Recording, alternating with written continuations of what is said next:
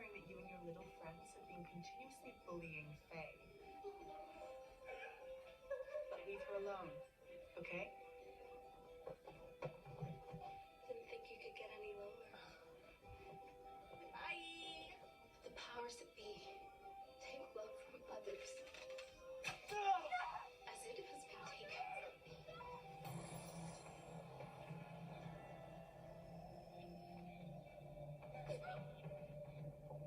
Something's not right.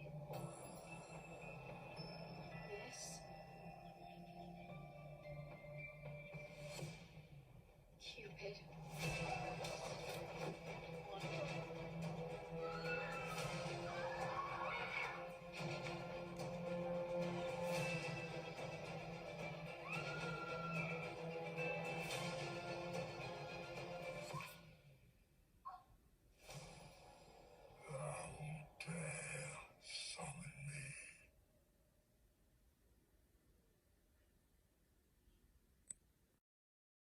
Oh yeah, we're gonna talk about this movie.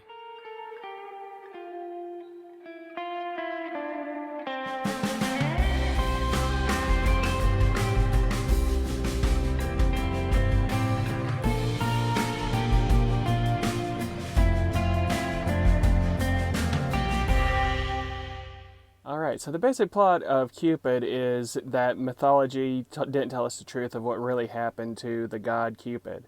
So some of you guys will know the story of the myth of Cupid and Psyche, how he fell in love with a girl that was Psyche, and Aphrodite became jealous and then tested their love and the love that Psyche would have for Cupid and put her through tests.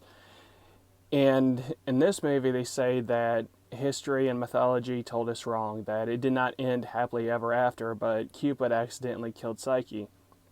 And because of that, Cupid went to the god of death, which we'll just call Thanatos, because in Greek it's Thanatos, and wanted to make it so he could end love for eternity and make everyone punished for ever loved, because he lost his love. Now he wants everyone to not know love. And so Thanatos, will say, the god of death, curses him and fills him with darkness, and basically what they say is makes him a demon. And every now and then throughout history, people can call upon Cupid to punish those that abuse love. And that's where we get the monster Cupid for this movie. So that's the prologue. So what the story is actually about is Faye, a teen witch in this high school, who has a crush on her teacher. So she's really a failed witch because she tries to put a love spell on her teacher, and she thinks it works because all of a sudden her teacher's texting her, which is really creepy for another reason, for this to actually be happening, or so she thinks. But she thinks her teacher is texting her, and she finds out later, once the gag is exposed, that it's really a group of girls that are being bullies to her, to set her up through all that just to embarrass her.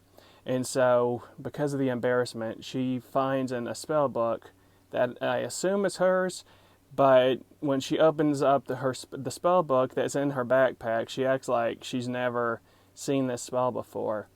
And so she uses the spell to call Cupid and enact revenge on these girls. She wants everyone in the entire school to never feel love again, and she makes a deal with the god of death to summon Cupid to go after these girls in particular. So this movie borrows a lot from other horror movies. You get your teens and this girl in high school that's a witch, kind of in a school uniform, kind of reminds you of the 1996 movie The Craft, and then summoning a demon to enact revenge for something that's happened to you. It reminds me a lot of the movie Pumpkinhead. So you have a lot of influences in this movie, and if it has a high enough budget that it's not a Z-rated movie, Z-rated as in, if those that don't know, Z-rated are movies that you'll sometimes find online on Amazon Prime or other streaming sites, and the camera is very cheap. Like, there's no special effects. The camera is awful, like just as bad as I'm using my phone if I use this to make a movie, that kind. It's a step above that. So it's a B-rated movie. Think along the lines of the Christmas snowman, killer snowman movie Jack Frost, or the 4th of July killer Uncle Sam. It's that level of movie. So something that's funny about this movie is that it's supposed to be set in America, and yet it's obviously British. They have half the staff in school has a British accent, and those that don't have a really bad American accent, and their British comes out accidentally through either terms or slips whenever they're speaking. It's like they can't keep it 100% up whenever they're trying for the American accent. And they use terms that you don't really hear about too often, like get to it whenever you want to speak of something. And they call it the ball instead of the dance. And what really gives it away is so Elise is the school bully. She doesn't want to do detention, and so she decides to run out of the school and get into her boyfriend's car. And then the boyfriend is driving with the steering wheel on the right side of the car. So that completely gave away that this is supposed to be in America, but it was recorded and filmed in Britain. So that's kind of funny. So I want to show you guys now a clip to show you how cheesy this movie can get. This is the funniest thing, I think, and this is at the beginning of the movie. Check out this clip. We lost him. What is going on? We summoned it after what you did to Mom.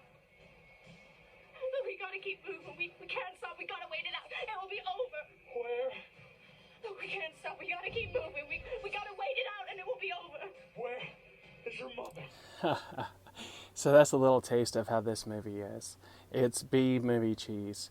So the monster Cupid himself is alright for what they have. He's a skeletal Cupid with skeleton face and his heart ripped out of his chest. I guess to symbolize the love that he's lost. Now it wouldn't be Cupid without a bow and arrow, and that is his main weapon. But he goes with every Valentine's cliche you can think of for a weapon. He uses there's even a scene whenever he kills a victim and uses a Valentine heart cookie cutter to cut into her back to make heart-shaped skin cookies that kids later in the movie eat. And then I think the funniest thing of all is that a death that happens towards the end of the film is that Cupid uses Valentine's Day cards and throws them at one of the students that he's trying to kill. And I guess these cards are sharp as knives, or he's got a really strong throw because he throws a couple and it stabs and gets this guy in the back pretty good. And then the kid is killed with the ultimate paper cut across the throat with a Valentine's Day card. So the kills are interesting. I wouldn't say they're really good, but it's interesting. And the monster itself, Cupid, for what the budget they have, it was alright. He, as you can see in the pictures that are on this video, he has a skeletal face. He never says anything. The monster in the trailer is the god of death talking. Cupid never speaks. And so yeah, skeletal face, and then they don't really show it too well, but there is a hole in his chest, I guess, where his heart used to be. So the end of the film is a little anticlimactic. It is no real surprise. It ends in a very cliche way, and it just kind of ends. So with that said, it's a mediocre film. There are some things to laugh at, there's some things to chuckle at, but it's not as good of a movie as, say, the aforementioned Jack Frost or Uncle Sam. But it is in the same vein. So it's possibly worth checking out maybe one time, only to see movies if you're really into really bad movies. But as a film itself, it has lost potential. It could have been better with a better script and more money. Anyway, guys, it was interesting to see at least one time. By the end, though, I was ready for it just to be over so I could do this review, more than excited to see how the movie would end. Anyway, guys, I'll talk to you later.